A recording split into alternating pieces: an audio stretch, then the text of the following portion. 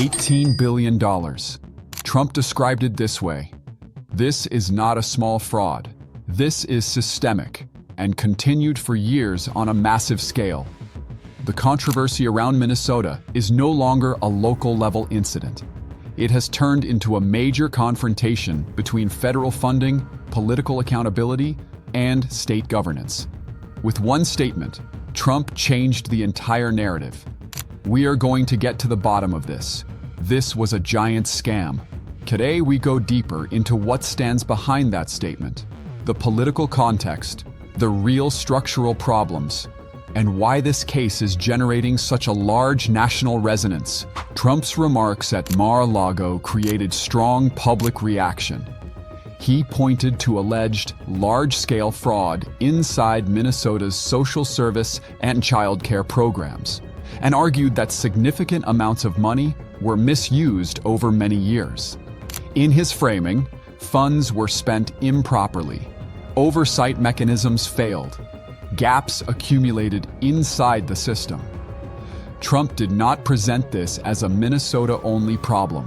He linked it to other large Democrat-led states, saying California, Illinois, New York, even worse. After that, a very important federal decision followed. HHS froze childcare program payments for Minnesota, officially to conduct deeper audits and strengthen financial control. On paper, this is presented as a technical oversight measure, but in reality, it is also being interpreted as a political signal. Minnesota Governor Tim Walz did not deny the issue. He openly stated, "Yes, this happened during my administration. I am responsible for fixing it. We must eliminate structural weaknesses." But at the same time, he accused Trump of politicizing the situation, arguing that the controversy is being used to pressure social programs rather than simply resolve the problem. Trump's side promotes a different position. There must be accountability.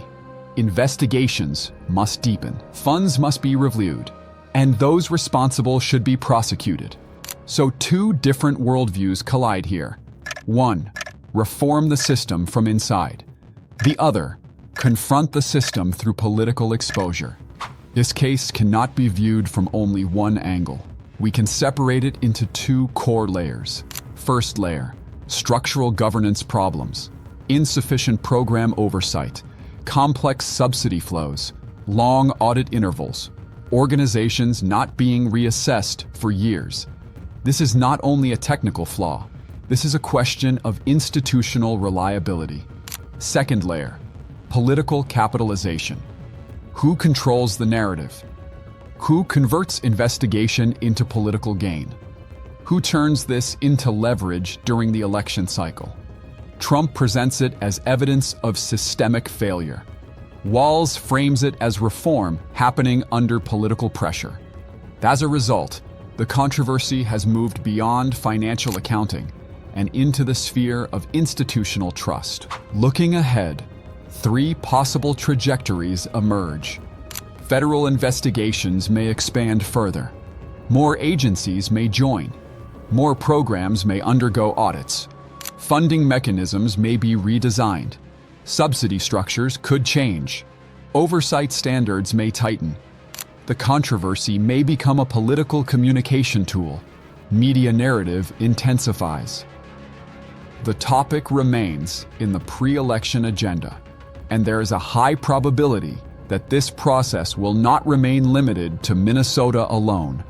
So the key question becomes, will this lead to real reform and accountability?